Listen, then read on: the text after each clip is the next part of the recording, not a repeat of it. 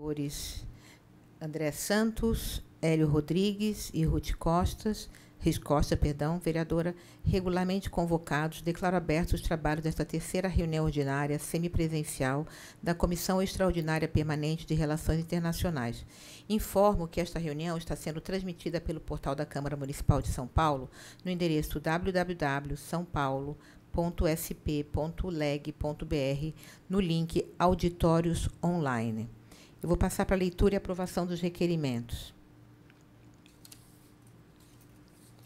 Tem o requerimento 19 de 2023, com o intuito de incentivar e enriquecer o debate das relações internacionais na Câmara Municipal de São Paulo, solicito o convite ao senhor Renato Ockmann, presidente da Câmara de Comércio Brasil-Israel, para a presença nas posteriores reuniões desta comissão.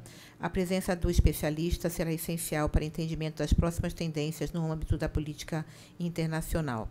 Os vereadores e vereadoras que estiverem de acordo, continuem como estão. Está aprovado o requerimento. Gostaria agora de convidar para fazer parte da mesa comigo a senhora Irene Vidagala, embaixadora e subchefe do Escritório de Representação de Itamaraty em São Paulo. Bom dia e muito obrigada pela sua presença.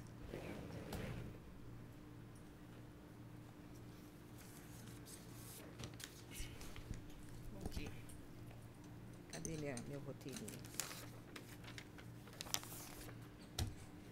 Muito bom tê-la conosco essa manhã. A gente tem poucas pessoas aqui na sala, mas tem muita gente online nos escutando. Em geral, é assim. Eu vou pegar uma aguinha também. Eu sirvo você aqui. Obrigada. Antes da gente começar essa reunião da comissão, eu e a... obrigada, querida.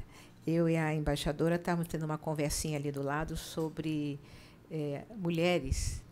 E eu vou falar rapidamente. A embaixadora é uma diplomata brasileira, ingressou no Instituto Rio Branco em 1985, tomou posse na carreira diplomática em dezembro de 86. Atualmente atua como subchefe do Escritório de Representação do Itamaraty em São Paulo, formada em Direito pela Universidade de São Paulo, com mestrado em Relações Internacionais pela Universidade de Brasília. A embaixadora ministra cursos de Country Studies África no curso de Relações Internacionais da SPM. Também é especialista nas relações do Brasil com países africanos, bem como na temática de gênero nas relações internacionais. Já exerceu a função de conselheira na missão do Brasil junto à Organização das Nações Unidas em Nova York e, em 2014, foi promovida a ministra de primeira classe, que é o mais alto cargo da carreira diplomática brasileira. Bom dia. Oi, tudo bem? Essa é a embaixadora, seu vereador Hélio.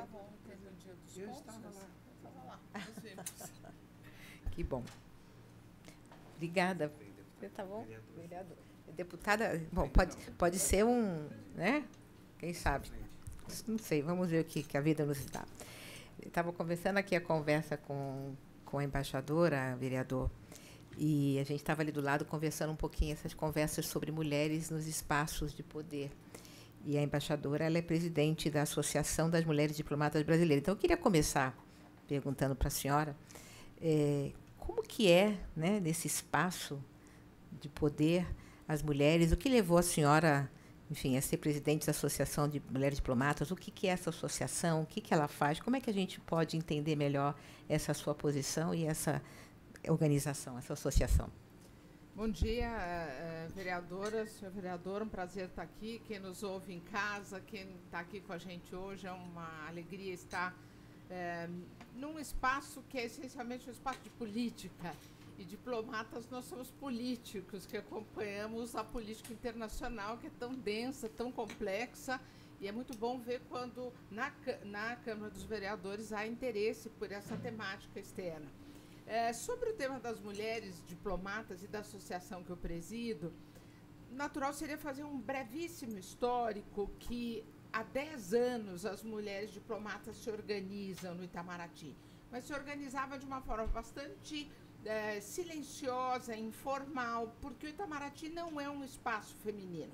A diplomacia mundial não é um espaço de mulheres. Então, para nós, para podermos conseguir vir afora, mostrar a nossa cara, a gente tem que estar muito forte.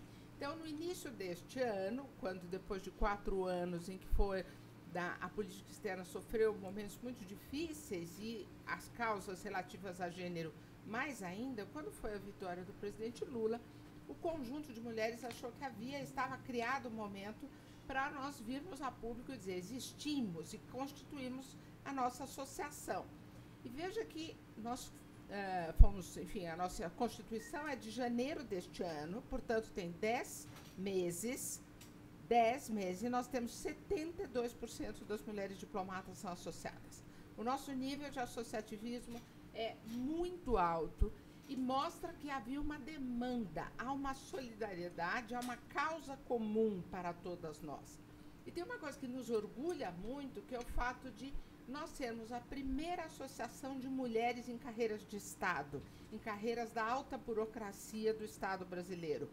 As diplomatas têm essa iniciativa, um pouco sem saber qual seria o efeito disso, e eu lhe digo, vereadora, que a partir desta nossa iniciativa, onde a gente mostrou que é possível essa união das mulheres no Executivo, nós conseguimos envolver a ENAP, Escola Nacional de Administração Pública, e a ENAP lançou-se num projeto que a gente vai materializar dia 13 e 14 de novembro, que será o primeiro encontro nacional de mulheres em carreiras de Estado.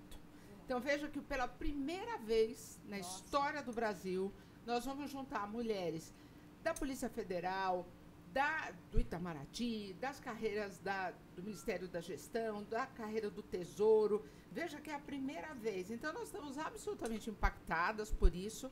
Na abertura do nosso evento, nós vamos ter 4 ministras de Estado, a ministra Dweck, a ministra Aniele, a ministra Cida Guimarães e a ministra Simone Tebet. E o fechamento do evento vai ser com a ministra do Supremo, Carmen Lúcia. Exatamente. Então, vejam que isto mostra que há uma demanda, há uma necessidade e as mulheres estão prontas. Então, como eu chego nisso? Chego porque o meu envolvimento é bastante antigo nos temas de gênero. Uma pergunta que talvez eu adoraria responder, espero que me faça, mas que diferença faz haver mulheres na política e, sobretudo, na política externa? A pergunta está feita. Muito obrigada. Mas, enfim, esta é muito importante saber, mas por que mulheres? Né? Mas, enfim, esta nossa atuação, ela parte de um exemplo que vem de fora.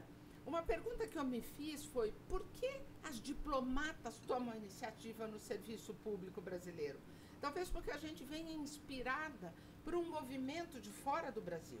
E eu tive a oportunidade de, no final da campanha presidencial ano passado, mencionar o presidente Lula. Eu, pessoalmente, tive a oportunidade de estar com ele e falar, presidente, nós precisamos ter a primeira chanceler no Brasil. O Brasil, dos países da América Latina e do conjunto das Américas, né? No conjunto das Américas, do Canadá a Uruguai, Chile, Argentina. Só o Brasil e o Uruguai nunca tiveram uma chanceler, nunca tiveram uma ministra das Relações Exteriores. Então, eu disse ao presidente, presidente, o Brasil precisa mostrar que ele está entrando no cenário internacional com uma vocação de mudança, de renovação. E essa renovação se fará pela presença de uma mulher chanceler. Batemos na trave, conseguimos ter uma ministra, uma embaixadora como secretária-geral do Itamaraty. Mas não, continuamos esperando, enfim, com afinco que a próxima será uma ministra das Relações Exteriores. Estamos convencidas que o momento está atual, chegado o momento da gente ter esta posição. Agora, por que uma mulher? Essa é a pergunta mais importante. E aí a gente chega num momento muito da atualidade, quando a gente vê guerra. Eu vou chamar vocês, os senhores e senhoras que estão aqui, quem nos acompanha à distância, pensem nas cenas da guerra que hoje acontece em Israel. Pensem em todas as cenas de negociadores e de políticos conversando. Só há homens nessas cenas. Só há homens conversando sobre o que se passa na crise da Palestina e de Israel. Pensem nas pessoas que sofrem. A gente vai ver mulheres e crianças, essencialmente. Então, vejam que nós temos aqui um sinal claro de que os homens, historicamente, constroem os processos políticos, mas eles são os que não estão tão diretamente afetados. É claro que eles também estão afetados, mas o processo internacional é construído por gente que não... ou vamos pôr no sentido contrário, uma parte expressiva de quem sofre com o sistema político, ou que quem vivencia as determinações do sistema político, não está engajada na resolução dos conflitos ou na criação das condições para evitar os conflitos. Então, veja que é absolutamente essencial ter mulheres na política externa, porque as soluções de conflito ou a antecipação, a tentativa de prevenção, será feita por mulheres que antevêem qual é o efeito deste conflito na vida delas. E aí eu lhe conto,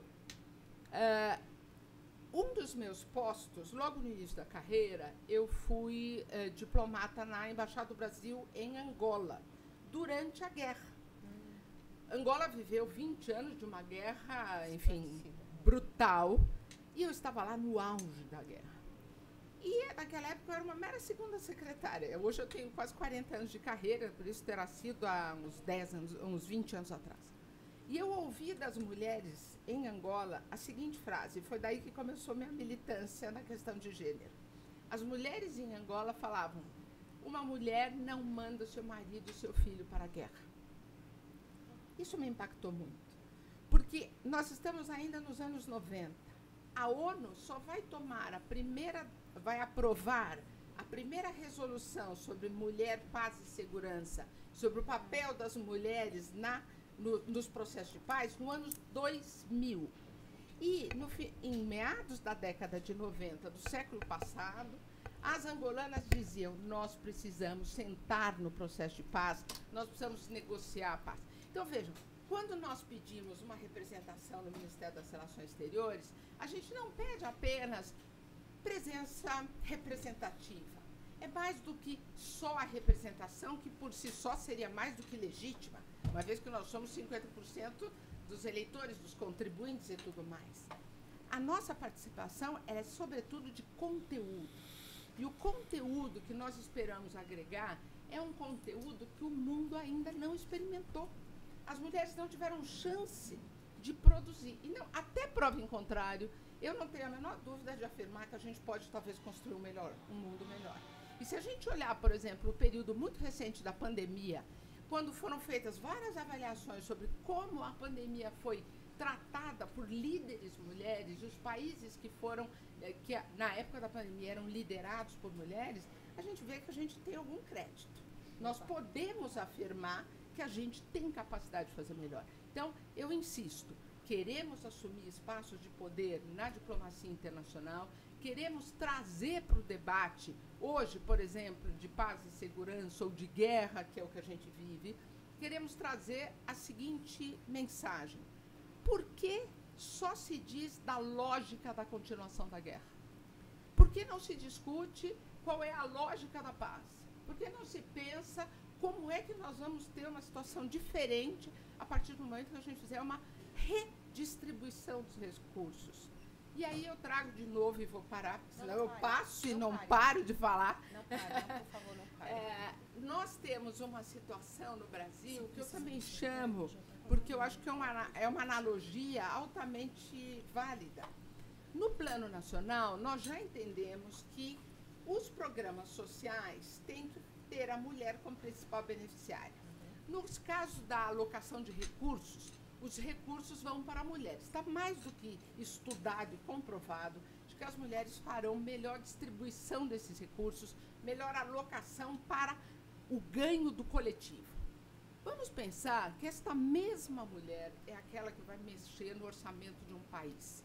Nós vemos hoje uma retomada, né, a palavra exatamente, de uma corrida armamentista. A corrida armamentista retira dinheiro do bem-estar das populações.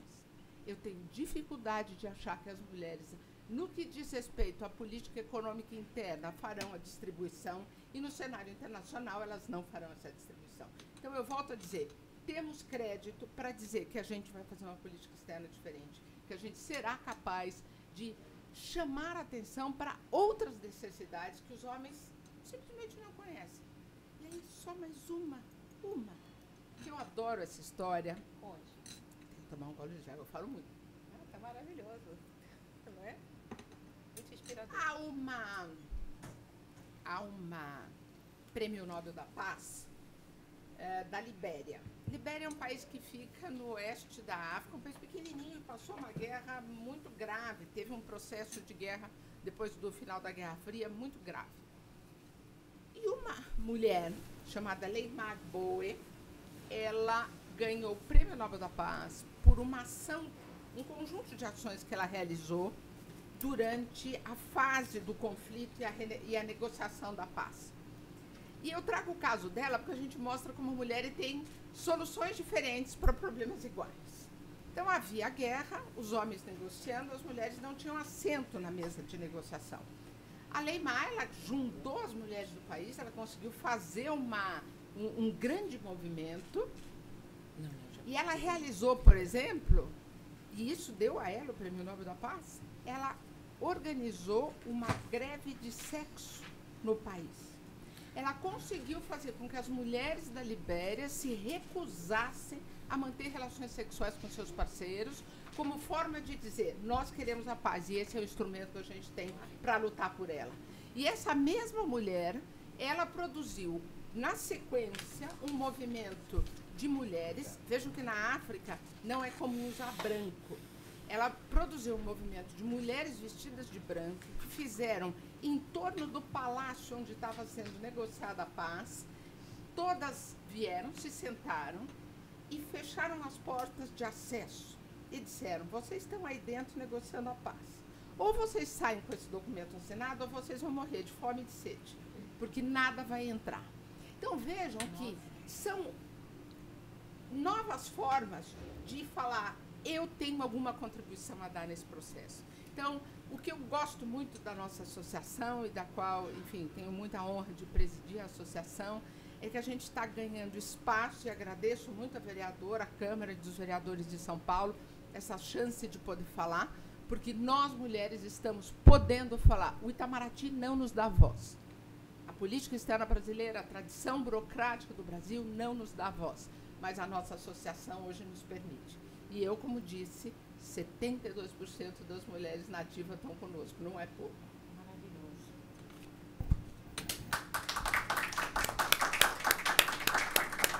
Muito inspirador. Não sei nem como continuar essa reunião, mas enquanto a senhora falava, eu tenho uma vida pregressa na iniciativa privada e eu também, né, lidei bastante com essa questão de gênero e só fui abrir meus olhos. Eu já tinha uma posição de diretoria, né, no Banco Americano e até então não percebia. Como eu digo, na época, quando eu entrei, eu tenho 62 anos, o mato era alto, não havia essa discussão, não havia associações, não havia nada, né? Depois eu fui entendendo um pouco mais qual era a questão. E me chegou às mãos, eu ainda estava trabalhando na iniciativa privada, uma pesquisa da Universidade de Harvard que dizia o seguinte, se você tem 4 candidatos a uma vaga e dos 4 candidatos uma é mulher, as chances dessa mulher não é 25%, é 0. Ou seja, e é a Universidade de Harvard que fez essa pesquisa. Essa questão das mulheres ela está em todos os espaços de poder, seja na diplomacia, na política a gente tem falado, né, apenas em média 11, 12, 13% de representação feminina nas casas parlamentares do Brasil, quando nós somos 51, 52% da população votante. Né? A gente se pergunta, o que está acontecendo? As mulheres não votam em mulheres? Né? A gente precisa fazer todo um trabalho. E agora, para coroar, antes de eu passar para a minha próxima pergunta, né, esse ano a gente foi laureada uma mulher, uma economista, com o Prêmio Nobel da Economia, onde ela faz o estudo dizendo que a carreira da mulher ela é mais impactada quando ela tem filhos. Eu que, como vivi na iniciativa privada, vi, ninguém me contou, o impacto da maternidade na vida profissional das mulheres. É muito difícil. E, portanto, a gente tem que chamar os homens, seja para fazer greve de sexo, né, ou seja para botá-los na mesa e conversar com eles e trazer. Nós temos, sim, uma mentalidade diferente, a gente pode fazer diferente. Muito obrigada, muito inspiradora esse começo de manhã para mim. Muito bem, muito obrigada. Eu queria mudar um pouquinho e perguntar sobre a questão de que a gente, né, vê mudanças no governo, né, são diversos presidentes eleitos de um lado para o outro. Qual o impacto das mudanças do ponto de vista do governo federal na política de diplomacia no Brasil? Tem um impacto, de fato, mudando o presidente da nação, há uma diferença na condução da diplomacia brasileira? Sem dúvida, porque a política externa ela é definida pelo presidente da República. Constitucionalmente, cabe ao presidente da República definir as linhas. O que nós temos é uma tradição diplomática que nos dá muito prestígio internacional. O Brasil conseguiu, ao longo de 200 anos, e aí eu faço um parênteses, o primeiro ministério criado no Brasil foi o Ministério da Guerra, tão logo houve a independência para garantir as fronteiras.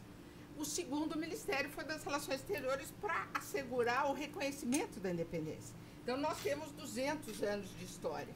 E o fato é que a diplomacia brasileira conseguiu construir esse respeito internacional a partir de, talvez, alguns elementos. Um elemento da estabilidade e da previsibilidade. Então, a construção da lógica do Estado brasileiro sempre pôde estar manifesta na política externa dentro de uma história que nos últimos 150 anos, para o cenário internacional, são 150 anos de paz nas suas fronteiras. Então, isso faz com que o Brasil tenha uma relação com o mundo bastante demonstrada pela sua pacificação de fronteiras. Além disso, o Brasil sempre buscou o seu desenvolvimento interno. Essa sempre foi o centro da lógica da política externa brasileira.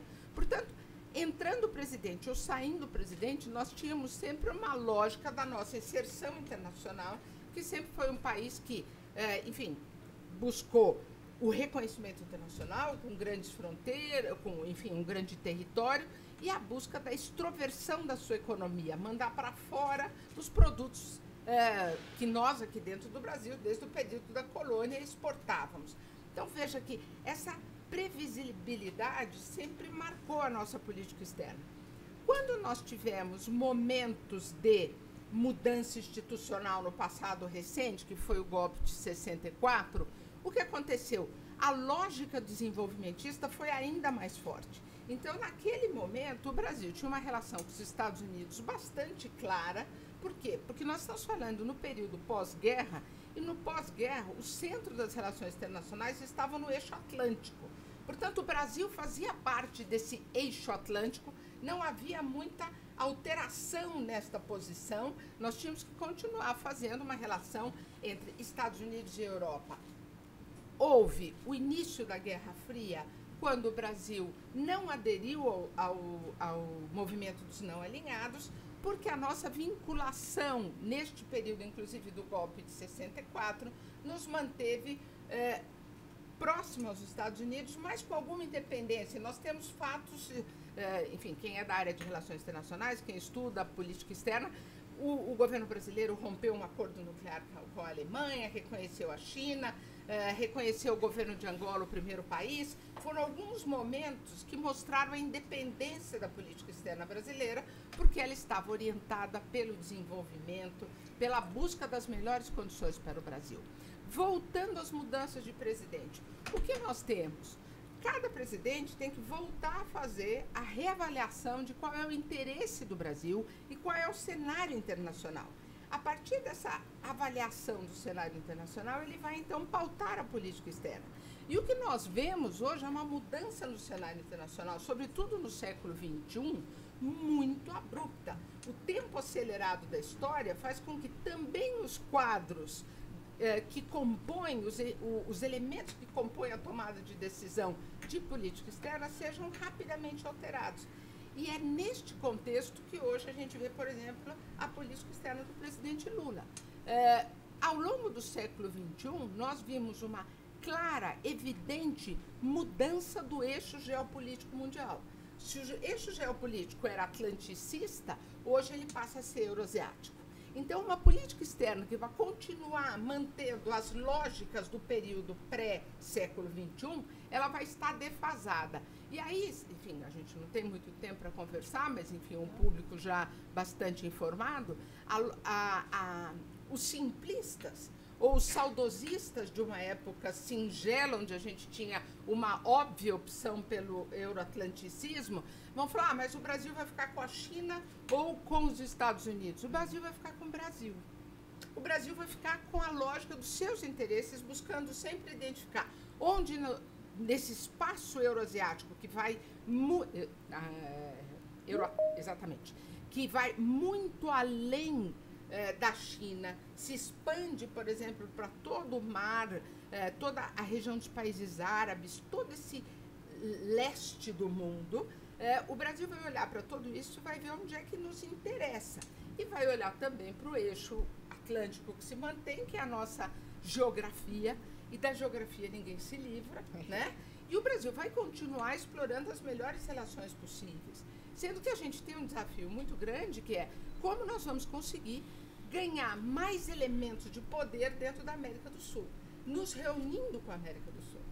Há um fato que é gritante do ponto de vista da análise internacional, que a América do Sul é a única região do mundo que não consegue se integrar, não consegue ter um instrumento de análise, porque isso, enfim, diriam alguns, eu vou citar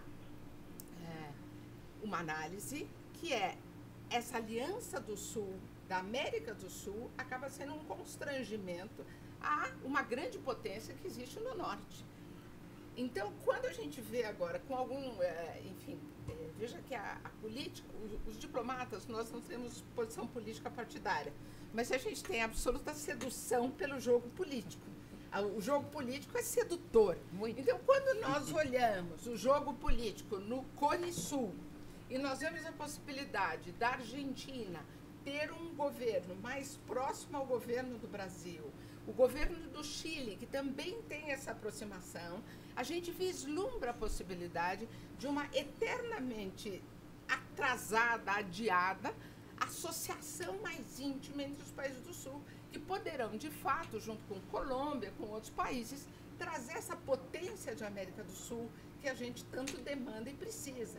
Então, eu acho fascinante esse momento político agora da discussão na Argentina por causa disso, porque a desintegração desse apoio vai de novo nos retardar, nos atrasar. E enquanto que a União faz a força, e a gente quer estar junto nesse espaço do Cone Sul. Você tem uma pergunta? Obrigado, presidente. Agradecer aqui a nossa presidenta da nossa Comissão Extraordinária de Relações Internacionais, Cris Monteiro, por ter chamado, convidado a senhora Irene, né? Embaixadora, eu gosto do meu desculpa, título. embaixadora Irene. Eu vou fazer aqui uma lição. Muita gente chama de Irene, até porque, enfim, e eu digo assim, gente, há tão poucas embaixadoras mulheres, né? Deixa uma que tem, manter o título, que assim, a gente faz propaganda, olha, existem mulheres embaixadoras e tal. Mas desculpe, vereadora, era não, só para imagina. fazer essa chamadinha, assim. Isso é excelente, eu não tenho nenhum problema com isso. Embaixadora, primeiro, obrigado pela presença. E eu queria, assim, pela sua explanação inicial, que eu acompanhei, queria demonstrar total acordo. E o nosso município de São Paulo passou por duas prefeitas que marcaram a história dessa cidade. A nossa prefeita Luísa Erundina, em 88, que com muita sensibilidade olhou a questão, uma das questões mais importantes dessa cidade, que é a questão da moradia. Todo lugar que você vai aqui em São Paulo tem um ponto da Erundina, que começou lá com o Mário Covas, quando era prefeito, os mutirões de construção. E a nossa, hoje, secretária de Relações Internacionais, Marta Suplicy, que foi prefeita. Eu lembro de um episódio na época da gestão da Marta, e eu sou da iniciativa privada. Até hoje eu sou funcionário de uma empresa, então nunca tive em gestão nenhuma. Sempre tive na indústria. Hoje estou como vereador, mas continuo com a minha relação de trabalho, uma relação numa empresa, numa indústria. E eu lembro de um episódio que eu li da nossa prefeita, na época, ela se incomodando com a qualidade dos estofados que estavam sendo colocados nos céus que ela estava inaugurando. Então, olha a sensibilidade que ela teve, olha os céus que ela deixou na sua construção. Então, eu queria só aqui endossar, e não precisava disso, que a embaixadora foi brilhante na sua explanação, falar que essa cidade teve a oportunidade de ter 2 mulheres no comando e fizeram muita diferença até hoje. É só isso. Obrigado, presidente. Imagina. Obrigada, vereador. De fato, eu acho que a gente tem que começar a pensar em outras mulheres como prefeitas, governadoras, mais senadoras, mais vereadoras, mais deputadas, enfim, mais mulheres no espaço de poder, porque eu acho que a gente, de fato, pode fazer a transformação que a gente tanto deseja. Eu vou passar para essa questão que a gente está vivendo, o mundo está vivendo, a senhora já rapidamente mencionou, tantas guerras, né? A gente observou até 3, 4 semanas atrás, com mais atenção, o conflito Ucrânia-Rússia. Agora, as tensões estão voltadas para o Oriente Médio, na questão da Palestina com Israel. O Brasil preside o Conselho de Segurança da ONU, colocou uma resolução que obteve, se eu não me engano, posso estar enganada, dos 15 membros, 12 assinaram essa resolução. Os Estados Unidos foi o único que vetou. Ontem eu estava vendo um programa falando sobre esse assunto e um dos participantes da mesa dizia o seguinte, que, na realidade, países como a França, ele mencionou a França em particular, falou o seguinte, olha, a França assinou meio que para deixar os Estados Unidos como o bad guy, né? Como é que a senhora está vendo, né, obviamente, do ponto de vista da diplomacia, o papel do Brasil no Conselho de Segurança da ONU, o impacto, pelo que eu tenho visto, tem recebido muitos elogios, né? Mas se a senhora fosse, tivesse nesse papel, o que a senhora estaria fazendo de diferente? Como é que a senhora poderia fazer essa avaliação para a gente? Nem sob tortura a senhora me poria nessa posição de fazer explorar o que eu faria que não está sendo feito, nem sob tortura. Até porque eu entendo que, em primeiro lugar, nós temos hoje na nossa chefia da missão em Nova York um embaixador dos mais competentes que nós temos, que é o embaixador Sérgio Danesi. E, mais do que isso, o que nós temos é uma tradição de negociação. Então, a resolução, veja que é fácil para a imprensa usar a favor e contra simplificações do processo. A resolução não é do Brasil. A resolução é uma resolução facilitada pelo Brasil.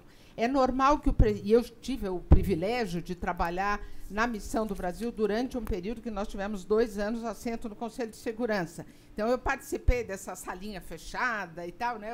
Eu falo muito com os alunos que gostam da área de internacional, falei, já estive lá dentro. Enfim, o que o presidente do Conselho faz é buscar ouvir de todas as partes quais são os elementos sensíveis para ele fazer um exercício de redação. Então, ele vai ver o que você aceita, o que você não aceita. O que a gente diz, o que a gente sabe, o diplomata é essencialmente um negociador. Então, como negociador, e o Brasil com essa larga tradição, a gente vai saber o que não dá para ninguém aceitar. Então, você vai lá e tira. E aí você vai ver o que todo mundo é capaz de aceitar. Aí você pôs. O que parece, o que transparece dessa resolução que acabou sendo vetada pelos Estados Unidos, e eu não estava lá, leio tanto quanto todo mundo pela imprensa, é que os Estados Unidos não haviam sinalizado que vetariam, que haveria alguma parte da resolução que não lhes conviria, e, na hora da votação, acabaram indicando que não votariam e que vetavam a resolução. Isso acabou criando, porque havia salvo engano, 11 ou 12 anos que não havia nenhuma resolução sobre a questão da Palestina, e, portanto, havia uma grande expectativa que, neste momento tão grave, pudesse haver algum avanço, e um avanço orientado por uma questão singela, que era o mero cessar-fogo, abertura de corredores humanitários. Mas nem isso se conseguiu. Então, eu acho que usar o espaço veja que quem é analista de fora da diplomacia gosta mais de ver crise do que de ver consenso. Eu prefiro singularizar o fato da França ter decidido apoiar. Os países que se abstiveram foram países que falaram: não quero entrar neste momento, nessa situação, que é próprio da abstenção, mas não imponho um constrangimento ao avanço dessa questão. A decisão dos Estados Unidos causou uma surpresa muito grande no cenário internacional. Não tenho dúvidas de que, do ponto de vista da opinião pública mundial, houve uma perda de imagem positiva para os Estados Unidos. Não sei avaliar, porque também não li o suficiente, qual foi o impacto disso dentro dos Estados Unidos, porque parece muito evidente que o contexto é um contexto de eleições presidenciais nos Estados Unidos. Então, o quanto é um cânone da política externa, que muito da política externa se faz para se jogar no plano interno. Então, os Estados Unidos são necessariamente atores que usam o plano externo para também, não são os únicos. O Brasil faz muito pouco isso. Por quê? Porque a nossa população não está treinada para olhar os temas internacionais. A nossa expectativa, inclusive, como diplomatas, é que cada vez mais o público nacional entenda o tema internacional para poder votar à luz dessas percepções. E aí, fazendo uma brevíssima, um desvio breve, as últimas eleições mostraram para a gente um padrão bastante novo, porque pela primeira vez se votou para não ser Venezuela e para não ser Cuba, sendo que as pessoas não tinham ideia do que é Cuba e do que é Venezuela. Então, veja que o externo entra, mas entra pela via da desinformação. Para nós, diplomatas, o importante é trazer a política externa como informação, para o debate público informado. Então, mais uma vez, um prazer estar aqui para falar disso. Eu gostaria de, quando a gente pensa nessa política externa deste momento, o ministro Celso Amorim, hoje assessor especial do presidente, ele sublinha muito como o contexto do início deste governo Lula é bastante diferente de 20 anos atrás, quando o presidente Lula assume pela primeira vez. E eu gostaria de singularizar alguns aspectos que mostram essa diferença no plano externo, mas eu queria singularizar os aspectos internos que mudam este Lula 3.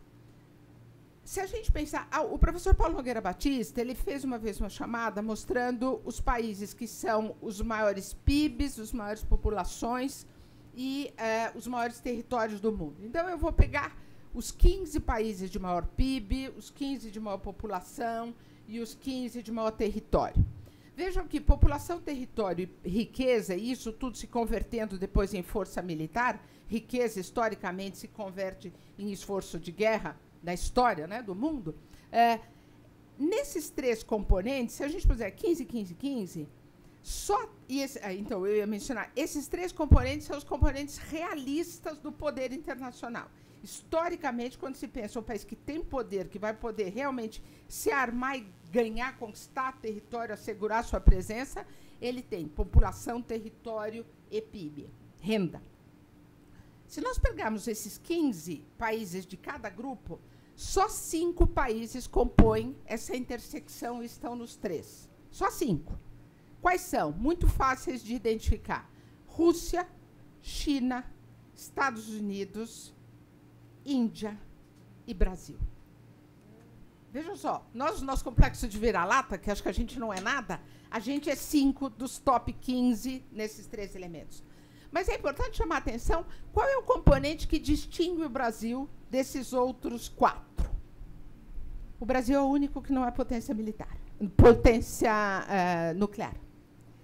Todos os outros 4 países têm bomba atômica. O Brasil teria tido capacidade, abriu mão em força, com o sentido de construir um espaço de paz na América do Sul, que depois ele transfere para toda a região, como a proposta do Atlântico Sul e a costa africana, a costa ocidental da África.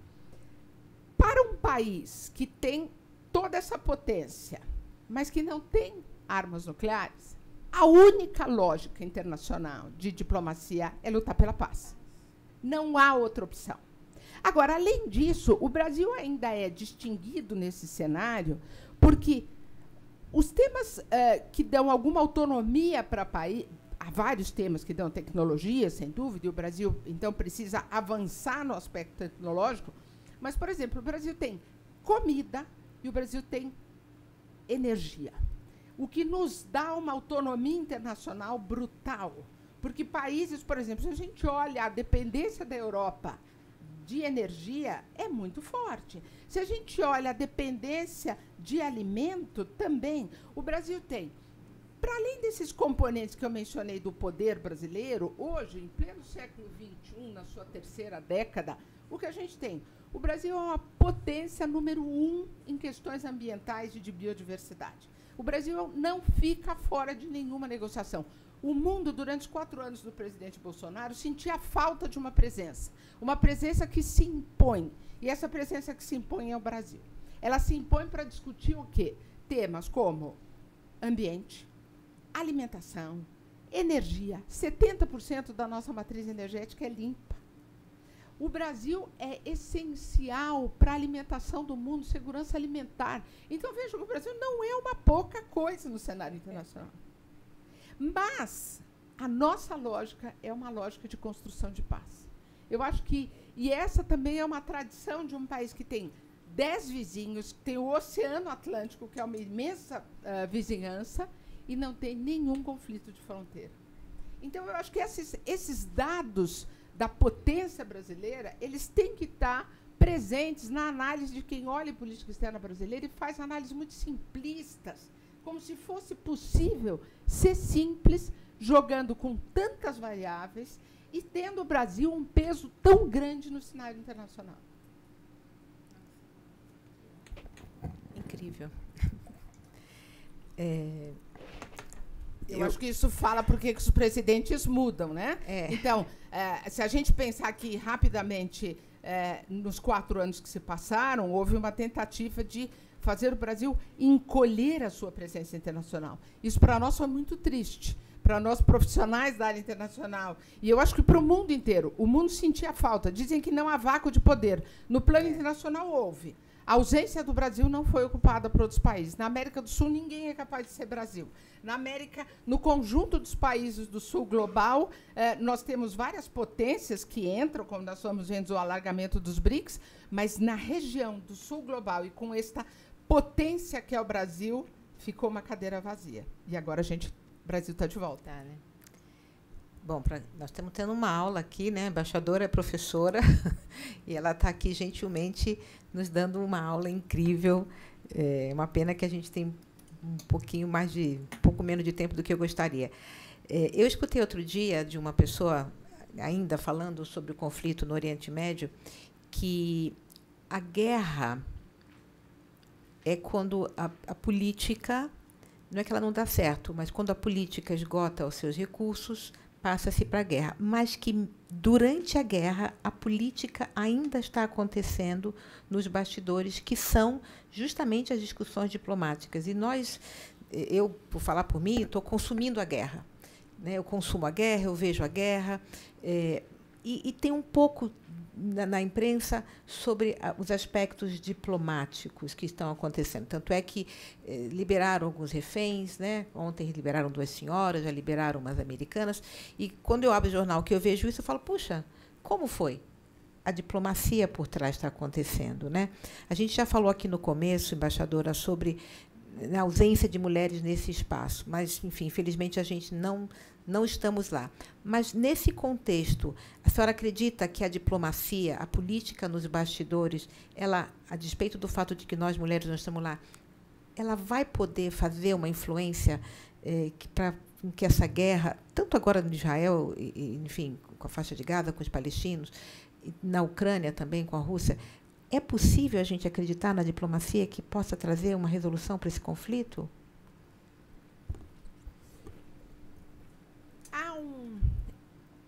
Há uma análise muito interessante feita pelo professor José Luiz Fiore, e ele conta como a glória vinha da guerra. Os homens, e é sempre uma imagem de homens, os homens tinham respeito na antiguidade por fazer a guerra. Veja que nós estamos num período muito recente em que a guerra deixa de ser meritória, em que a guerra deixa de ser o elemento de valoração. Veja que a própria igreja, e o professor José Luiz Fiore, ele conta isso, e eu menciono, outros farão, mas é porque eu gosto muito de ouvi-lo e lê-lo, ele menciona que foi o catolicismo e o cristianismo, na verdade, o cristianismo que trouxe a paz como como lógica, como valor. Foi o cristianismo. Depois a igreja vem trazer a guerra justa.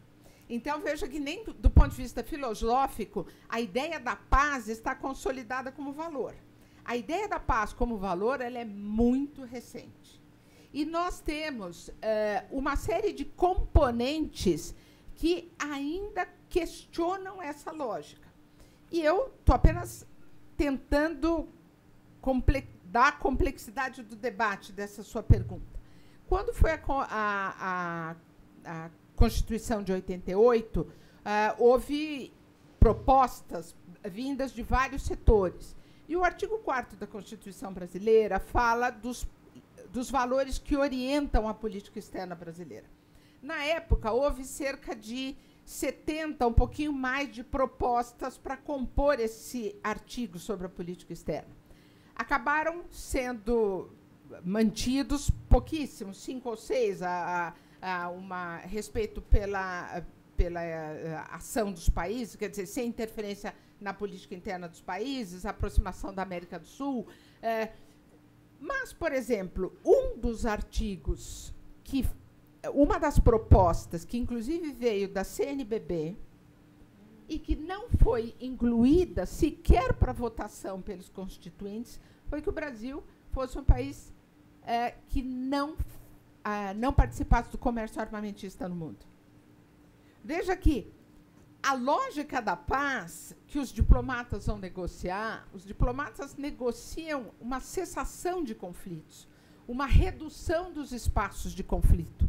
A paz, eu não sei se ela está tão valorizada no sistema internacional, porque a gente continua municiando o sistema com armas, com tecnologia de guerra e, sobretudo, com discurso de poder e não de cooperação. O discurso é um discurso de conflito. Quando a vereadora me convidou para vir aqui falar, um dos temas que ela mencionou foi a importância da diplomacia das cidades. Né? Como é que São Paulo, uma cidade, enfim, que é um país, a cidade de São Paulo, Estado, enfim. Mas qual a importância da diplomacia das cidades? Há um crescimento muito grande desse tema no cenário internacional, e não é só no Brasil. São Paulo, a cidade, é uma potência do ponto de vista da paradiplomacia. Mas o que me encanta na diplomacia das cidades é porque o sistema internacional trabalha no espaço de conflito e de cooperação. Conflito e cooperação. As cidades só trabalham no espaço de cooperação. Então, é absolutamente promissor o discurso que se constrói para engajar cidades em projetos comuns. Então, eu gosto muito do tema.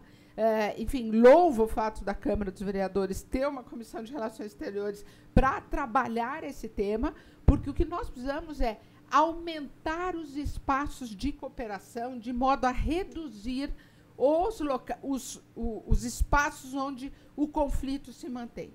E os espaços de conflito ainda são muito fortes porque há muita competição.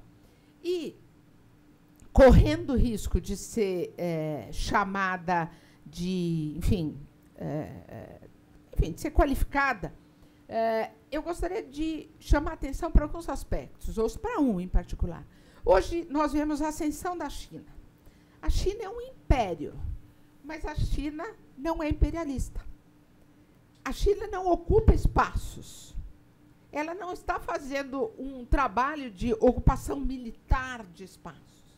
Então, é bastante interessante, porque a própria lógica confucionista, a lógica de construção do desenvolvimento de uma sociedade milenar, ela promove muito mais um espaço de diálogo econômico do que de competição militar. Então, é interessante para o Brasil ver qual é o espaço de cooperação com a China. A gente tem que explorar esse espaço, porque é a vocação que a China está querendo ocupar na América Latina. Quando a gente olha, por outro lado, a história dos Estados Unidos, ou da própria aliança Reino Unido e Estados Unidos, são impérios que ocupam espaços. Né? Enfim, se a gente ficar num passado muito recente, no século XIX, a ocupação toda colonial da Ásia e da África. Então, há um espaço de expansão imperialista, e hoje a gente tem que se colocar O próprio Brasil não tem uma vocação imperialista, apesar de ser um país grande. Então, se a gente não pensa nesses elementos todos, né, o que é ser império, o que é ter uma vocação imperialista, com que relações a gente escolhe, quais são os nossos parceiros para ampliar o espaço de cooperação e não maximizar os espaços de guerra. Diplomatas, a gente reduz o espaço de conflito. Porque, ainda segundo a antropologia e muitos historiadores, por isso eu fui buscar o José Luiz Fiore, continuam dizendo que o homem está predisposto à guerra. Eu tenho, enfim, quem sou eu para recuperar a história antropológica e dizer que não? Mas aí eu gosto de pensar que nós temos oportunidade de construir uma nova história, e eu acho que na história mundial a gente vem recompondo períodos mais largos de paz. E é essa a ideia, é ampliar os períodos de paz. Vamos, enfim, nos empenhar, eu acho que esse é o empenho da diplomacia brasileira, para que esse momento da guerra, sobretudo no Oriente Médio, a gente possa reduzir esse período e chegar prontamente a um cessar-fogo e uma retomada de negociações no marco do direito internacional, com a criação de 2 estados, da legitimidade da luta do povo palestino. Presidente, se me permite, rapidamente, embaixadora, eu acho que tem uma questão da desinformação nesse momento agora e da disputa por narrativas, né?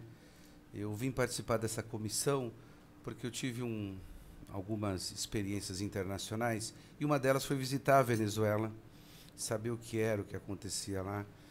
Tive em Istambul, tive em outros países. E nesse momento agora de conflito que você está tendo no Oriente Médio, a gente não consegue fazer no parlamento não dá, porque fica a disputa por narrativa. Falando com o vereador aqui, em off, a gente discutiu um pouco, eu falei, olha, é muito fácil você falar da guerra no Oriente Médio, estar de um lado ou de outro, aqui no ar-condicionado, com seus vencimentos vindo todo mês, com as suas contas sendo pagas, é muito fácil falar dessa distância. Eu tenho muita dificuldade de falar de conflito, porque eu estou pensando o sofrimento que aquelas pessoas estão passando. Imagina você estar num conflito e se aconteceu o que aconteceu, numa festa, ou agora como está acontecendo nos hospitais, que é muito complicado isso. E o problema que eu vejo sempre é essa questão, embaixadora, da informação, da gente poder ter... porque nesse momento não dá, né? Não dá para você ter uma informação qualificada. O Fiore, o Poder Americano, que ele escreve, esse livro que ele narra, né? Essa questão do imperialismo americano, a gente tem tido, nesse momento agora, dificuldade de fazer essa conversa da situação internacional em conflito, né? O conflito na Rússia é uma coisa que existe uma história muito grande, você tem que buscar fontes muito qualificadas, fontes que são fontes já amplamente discutidas nos meios acadêmicos do país, não nesse momento, mas nesse momento agora a gente fica com dificuldade de discutir esse tema, porque ele vai sendo refém de narrativas, de disputas políticas aqui. O cara consegue trazer um conflito extremamente complexo lá na região, agora que a gente está vendo, e querer falar que fulano é a favor de um, ciclano é a favor de outro, e sendo que o conflito, na minha opinião, é a mostra da incompetência nossa de lidar com as diferenças. Quando chega no conflito é porque... Né, então, eu só queria fazer esse registro sobre essa questão do conflito e sobre a disputa da narrativa e sobre aquilo que a informação mais preciosa, que tentar achar, não sei se dá para falar a verdade, mas achar o que for mais próximo da verdade sobre isso, né? Uma vez eu ouvi o Emicida falando que diziam, é muito dito hoje em dia que as carreiras tecnológicas são as de grande sucesso, e ele dizia, tenho as minhas dúvidas, porque se a gente está lutando com narrativas, eu acho que é o pessoal da área de letras e de humanidades que vai construir as narrativas. Eu achei brilhante como ele né, o Emicida. Mas nós temos, eu acho importante para nós, diplomatas, a gente diferenciar o que é a análise daquelas pessoas que estão dentro do Brasil, na imprensa, enfim, o público em geral, e o que é a ação do diplomata em si. Eu gosto de pensar que eu não sou juiz. Vejam que nos tribunais internacionais não são os países que sentam. Quem sentam são pessoas de países. O único julgamento que a mim me cabe como diplomata é a Constituição brasileira, que diz que eu tenho que defender os interesses do Brasil. A política externa, cada vez mais, se confirma uma política pública, portanto, ela tem que trazer benefícios para a população brasileira diretamente. O meu marco de valor é, certamente, o direito internacional, porque ele protege o Brasil, e é o interesse da população brasileira. Então, acho muito instigante ver os analistas dizerem, mas quem está certo é a Rússia, quem está certo é a Ucrânia, e eu olho e falo assim, eu não tenho que decidir isso. Houve uma invasão da Rússia, o Brasil criticou, porque foi contra o marco legal internacional, e no momento imediatamente seguinte eu vou lutar pelo que é bom para o Brasil, que é a paz.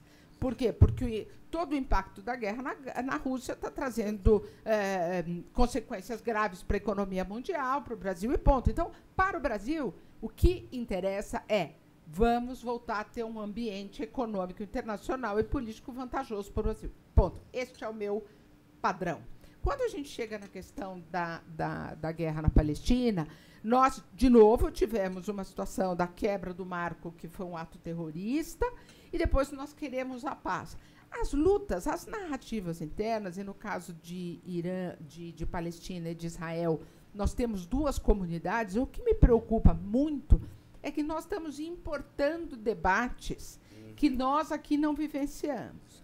E isso está sendo nutrido por quem tem pouco amor ao Brasil. A nossa história é uma história de pacificação entre grupos que vêm de um Oriente Médio que convive há milênios em paz. Então, hoje, o que me preocupa é identificar essas narrativas que querem comprometer um estado de paz dentro do Brasil. Isso é o que me preocupa.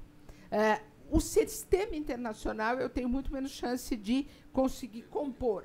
Mas dentro do Brasil a gente é capaz de reconhecer quem está jogando para uma plateia que é muito singular. Nós, diplomatas, a gente tem a vocação de pensar o Brasil. Mas eu não acho que isso é exclusivo do Brasil, dos diplomatas. Eu estou absolutamente convencida que a maioria de nós, políticos, estamos pensando no conjunto do Brasil.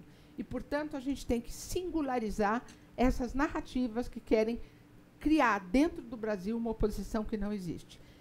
E, por isso, talvez haja ainda essa indicação de que o que nós temos que preservar no Brasil é a possibilidade de diálogo entre árabes e judeus dentro do Brasil e não sermos contaminados por ambientes externos que estão sendo fomentados para fazer do Brasil uma área também de conflito. E nós não vamos aceitar isso. Então, eu acho que, mais do que demonizar as narrativas, eu acho que é identificar as narrativas que são contra o interesse brasileiro para tentar, num esforço colegiado de todo mundo que tem bom senso, silenciar essas narrativas. Eu, infelizmente, por requerimento, preciso interromper essa não sei se é conversa ou aula. Eu fiquei aqui escutando essa última aula-conversa. Eu fiquei aqui escutando, olhando para a senhora, né, lhe admirando. Já posso falar publicamente minha admiração. E eu tive um rápido sonho de princesa. E no meu sonho de princesa, eu virei presidente do Brasil e a senhora virava minha chanceler. Eu não poderia fazer o contrário, a senhora poderia ser presidente. Eu jamais poderia ser sua chanceler. Então, por isso que o meu sonho, como eu não tenho carreira diplomática, mas eu estou aqui na carreira política, o meu sonho foi encaixado dessa forma. Mas a senhora poderia também ser presidente do Brasil e escolher uma chanceler brasileira, uma mulher. Muito obrigada. Eu acho que nós temos... Eu fico imensamente encantada, mas tomo isso como um registro de reconhecimento pelas muitas mulheres brasileiras que estão na mesma posição que eu, muitas jovens que estão se formando para ocupar esse espaço, e é uma alegria a gente ver que, sem hesitação, a gente reconhece que a nossa vocação de trabalhar pelo Brasil encontre espaço de diálogo, de presença, e este foi um dia desse. Então, muito obrigada por nos dar essa chance de mostrar que nós, mulheres diplomatas, temos uma contribuição a dar ao debate e ao futuro do Brasil. Muito obrigada. Bom, nada mais havendo a tratar, declaro encerrada a presente reunião. A próxima reunião ordinária será convocada na forma regimental. Obrigada a todos e a todas.